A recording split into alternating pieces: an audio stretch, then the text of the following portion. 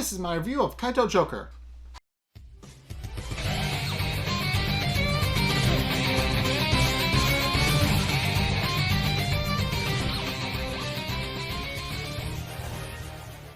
Okay, so this episode is actually the first part of a two-parter, and it actually goes into the backstory of Queen and how she actually, came to become working under Professor Clover, and also it kind of addresses the backstory of how she used to train with Joker and Spade. So it kind of addresses that with a flashback at the very beginning. So it starts with Jack and King before they were Phantom Thieves. And they're actually training under Elder Silverheart, running a one of those little pole balancing courses where they have to jump from pole to pole. One of those. I don't know the actual name of it, but in any case, Jack and King successfully ace it themselves. But Queen has a little bit of trouble pointing out that they're a lot faster than she is, and that she can easily keep up if they weren't so fast. But it's clear that she's struggling with it a little bit, and Jack and King even tease her a little bit, pointing out that she'll never be a Phantom Thief if she doesn't work hard at it. Which she kind of snaps back with, but then falls off the pole, and Silverheart actually catches her. At which point it's revealed, I guess, sort of. I'll get to that in a minute, but it's revealed that Queen is actually Silverheart's granddaughter, and she's been living with him for a while, and that after her parents presumably died or whatever, left them to him. It is explained somewhat a little bit later. But she explains how her desire to actually graduate, and how she's actually more than happy to actually continue training under the Phantom Thieves. And Silverheart even encourages that enthusiasm, pointing out that though she is a little bit younger, if she works hard at it, she will eventually become a great Phantom Thief one day, which makes her happy. At which point we then cut back to the present day, where Queen is smashing up valuable treasures. So, long story short, as she explains it, if she destroys all the treasures, the Phantom Thieves will go away because there won't be anything left to steal. So, it kind of makes sense actually, but she proceeds to smash them up and just kind of make sure no Phantom Thieves can actually steal them, since they're basically have no value anymore. At which point she reports back to Professor Clover, telling him what she's been doing, and Professor Clover is actually pretty pleased about it, pointing out that because of her actions, the Phantom Thieves will eventually go and disappear, and reiterates that the Phantom Thieves are indeed his mortal enemies, especially Silverheart, and points out that as long as she keeps at it, he will eventually disappear altogether because he'll no longer have anything to steal. At which point she then proceeds to leave to go smash yet another treasure, the silver egg, which is actually something that is revealed at the start of the episode to be the thing Joker is after. And as she's leaving, we're actually appropriately introduced to Rocco, who is her partner and has appeared in an episode before this, but we haven't gotten an official name revealed before now, so I'm picturing them here. But Rocco points out that Queen tries to stop Queen, but Queen points out that she has to do it and that Rocco really can't stop her, but Rocco then proceeds to nuzzle her, and Queen pulls Rocco into a hug, which is kind of cute. But I mean, given the context, definitely a little bit not, but kind of. At which point, Joker and Hachi are actually preparing food, and have actually prepared a cake. At which point, Joker proceeds to explain to Hachi who Queen is, since Hachi has never met her before and has no idea what kind of person she is. But as they're talking about Queen, Silverheart is actually watching the Underground News Network and finds out that the treasure he was after has actually been smashed and destroyed. And Joker is a little concerned about that, but does point out that Silverheart actually shouldn't be watching TV when they're trying to eat. But Silverheart kind of doesn't listen, or is rather so focused on the news that he doesn't listen. And again, another bulletin actually comes up where the silver egg is revealed to actually be in danger, which catches Joker's interest since that's what he's after, and he realizes that if he doesn't get to whoever's smashing all these treasures first, that he's likely going to lose his chance to actually steal it. At which point Silverheart then excuses himself and gets up and goes to the table. At which point Joker asks Silverheart if he would actually like to work together on this one, since obviously they're going to need to go after the treasure and make sure that they need to make sure it's safe, or at the very least that they can steal it before the person gets to it. But Silverheart actually declines, claiming that it's because of his trick back, which we know is true. He injured himself trying to steal a treasure earlier in the series, but Joker is a little annoyed that he's not coming along with because of his trick back, but decides to just go and steal it himself. Then if Silverheart isn't going to help. But it's revealed that Silverheart is actually going to visit a grave and goes to go visit that, but also notices a necklace that he notices is familiar. And then we get another flashback where it's revealed that he actually gave Queen that same necklace for her birthday.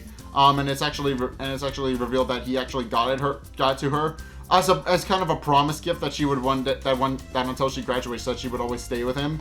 And although she herself admits that she also a little bit annoyed because by this point in the story, Jack and King have actually gone on to be their Phantom Thieves and have taken on their Phantom Thief names. So yeah, but now because of that, now she's a little bit annoyed that she hasn't actually gotten to steal anything yet, and hasn't actually gotten to be a Phantom Thief yet. But Silverheart reassures her that she'll get there. She just needs to keep working at it. But until then, he gives her a birthday gift, and they go on their merry way.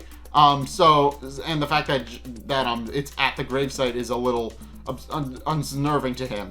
But in any case, it then proceeds to cut to the actual theft, which doesn't really play a major part in this episode, oddly enough.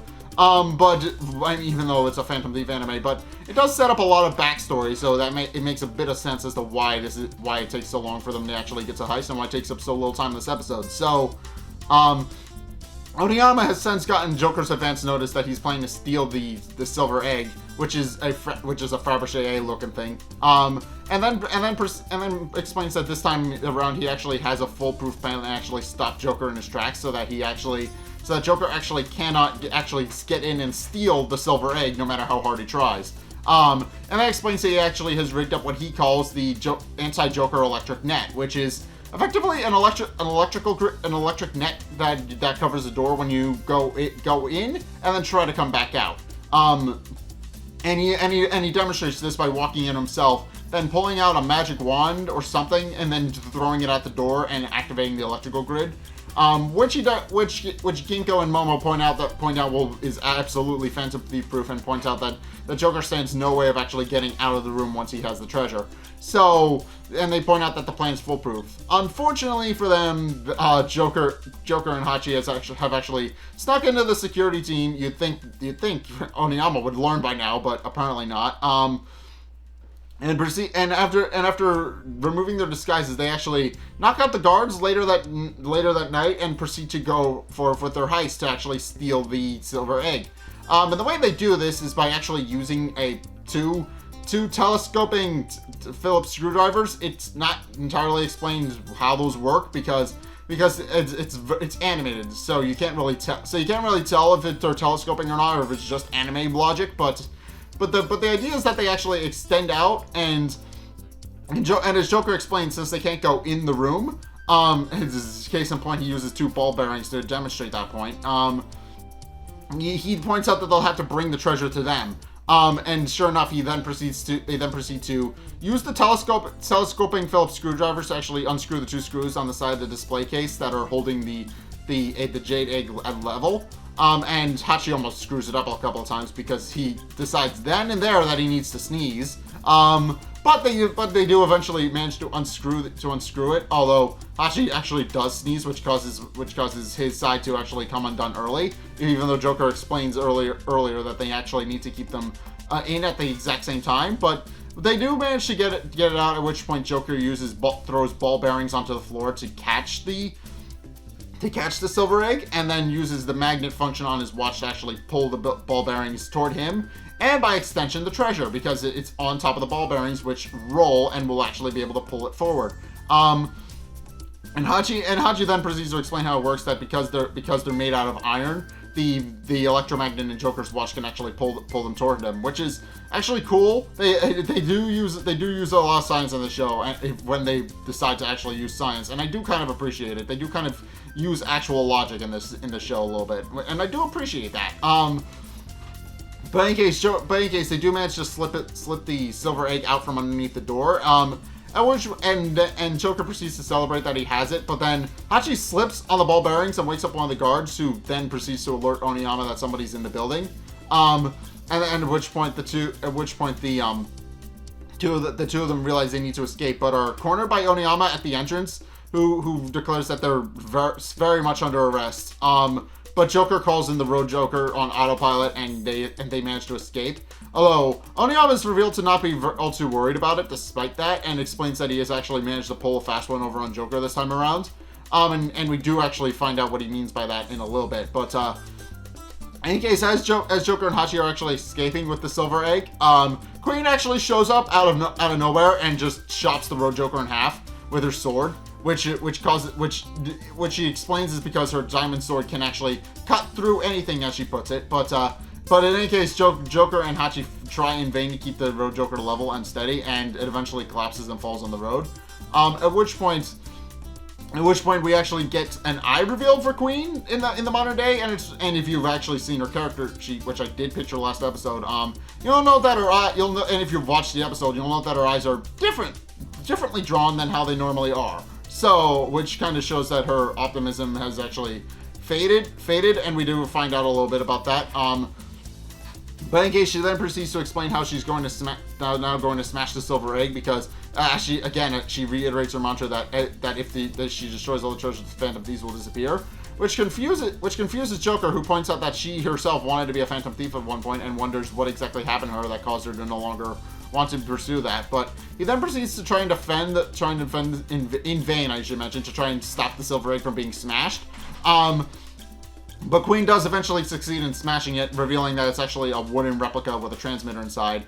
And that's what Oniyama actually meant when he said he pulled a fast one over on Joker. They actually put a fake artifact for him to steal, and then hit a transmitter inside it so that they could actually track his location no matter where he went with it. Which is kind of interesting, and is only foiled by the fact that Queen is there.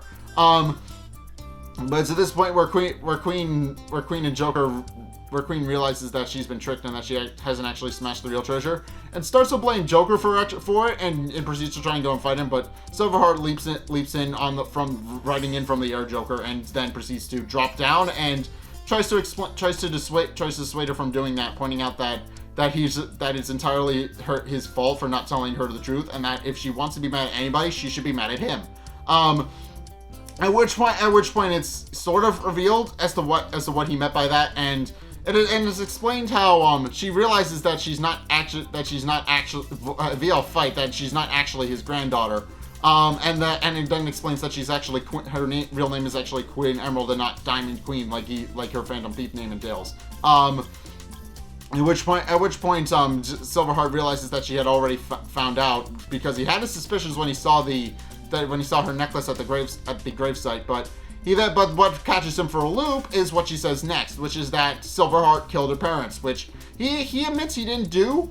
But she's not really listening to it, and tries to attack him, and also Joker, who tries to intervene. But Silverheart shields Joker with his body, which causes him to be badly injured, and almost fatally so. At which point the police proceed to start surrounding the Phantom Thieves, and Queen realizes she needs to escape or she's going to be arrested, but declares that she'll actually face Joker another time and actually figure out how to destroy the actual silver egg. And Joker is just a little bit annoyed with Oniyama, partly because his master is badly injured and is in desperate need of recovery, but also is annoyed with the fact that Oniyama actually successfully tricked him. And Oniyama it kind of takes a little bit of pride in the fact that he actually tricked Joker, pointing out that because of his trap, they actually knew exactly where Joker was, and points out that there's no escaping since they have him surrounded. But Joker actually decides to pull a fast one on Oniyama in order to actually escape. And proceeds to pull out Silverheart's whiskey that he has and sprinkles it everywhere. And while Hachi is a little confused, as is Oniyama, pointing out that a little bit of whiskey isn't going to help him all that much,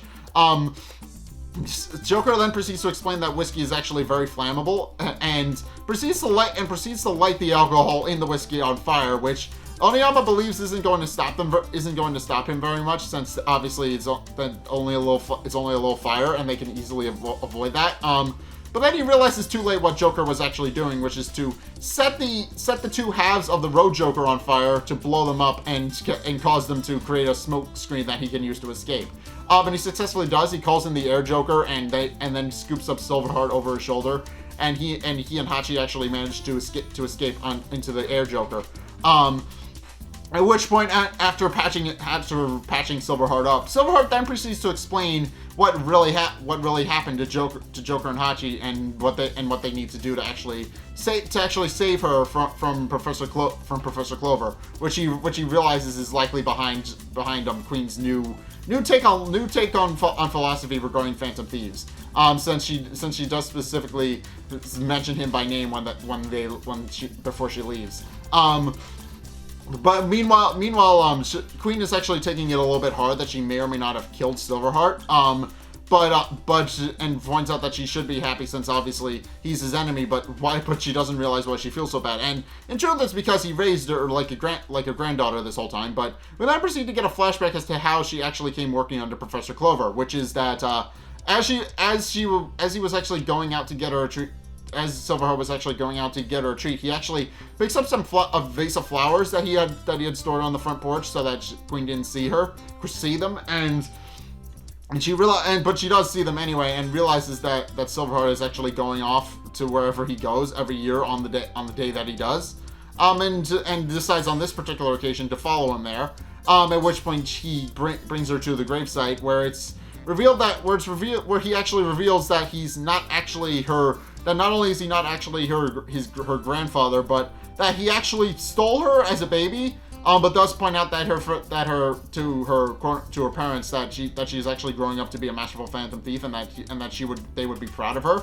At which point he places the flowers and leaves, and then she goes to investigate the gravesite and discovers that she's actually the heiress to the Duchy of Emerald. And also realizes that that her parents are actually dead. At which point Professor Clover confronts her and tells her that if she wants to know the truth, she should come with him. Which causes her to turn around in surprise, and her necklace falls off. And true to his quote unquote word, Professor Clover then does proceed to tell her the truth about how Silverheart quote unquote killed her parents, even though it's heavily implied that that's not true, given Silverheart's reaction to her saying that. And sure enough, once he finishes his side of the story and tells Joker what needs to be done, he then proceeds to give Joker his necklace, the necklace that he found, and tells him to give it back to Queen, pointing out that he needs to quote unquote save her heart, which he declares that he will. So, and that's how the episode ends. So, yeah, this episode just kind of sets up Queen's backstory for the most part. But we've kind of seen her a little bit in flashbacks, and also how she came to work under Professor Clover. But this episode begins to explain why. So it's implied that she actually came working under Professor Clover because she realized that she wasn't actually Silverheart's granddaughter, and then Professor Clover manipulated the story, presumably, to make it look like she was actually his. That she had actually been stolen and kidnapped as a baby, so that he could groom her to be another Phantom Thief. But there's clearly more to that story, and namely that Professor Clover is implied to have a habit of doing this, it's implied that he actually killed Jack's parents, since obviously not only were his parents killed in a plane crash, but suspiciously enough, he and Trick actually showed up to Jack's house later that month, and dressed as his parents. So it's implied that he killed them and that he was responsible for the plane crash. But yeah, it's possible he may actually be lying to her to actually manipulate her and keep her in line. But I am interested to see how that actually plays out. But in any case, that's my review of Kaitou Joker. What did you guys think? Let's get a discussion going in the comment section down below, or over on my Discord server, link in the description. Anyway, thank you guys so much for watching. If you enjoyed, be sure to like, comment, and subscribe. Also, be sure to follow me on Twitter in the description below. Be sure to check out my Patreon if you want to help support me. It's only a couple bucks a month. It really helps me out, and you guys get access to a bunch of cool perks that I'm always saying thanks. So be sure to check those out in the description below as well. And also, if you want to see more content from me, then be sure to check out my Twitch down in the description below. I stream every Sunday, 2:30 Eastern Standard Time. So if you guys want to see more of that, be sure to go check those out. Be sure to follow me over there so you actually get the notification when that goes live. And finally, if you want to see even more content from me on top of that, then be sure to check out the videos linked in the end screen. The top video is the most recent video. It may or may not be this one. Whereas the bottom video is a video recommended to you based on what you've already seen from me. So if you want to try something new, or see more of what you like, then be sure to check both of those videos out. But regardless of whether or not to do any or all of those things, thank you guys so much for watching, and until next time, I'll see you guys in the next video. Peace!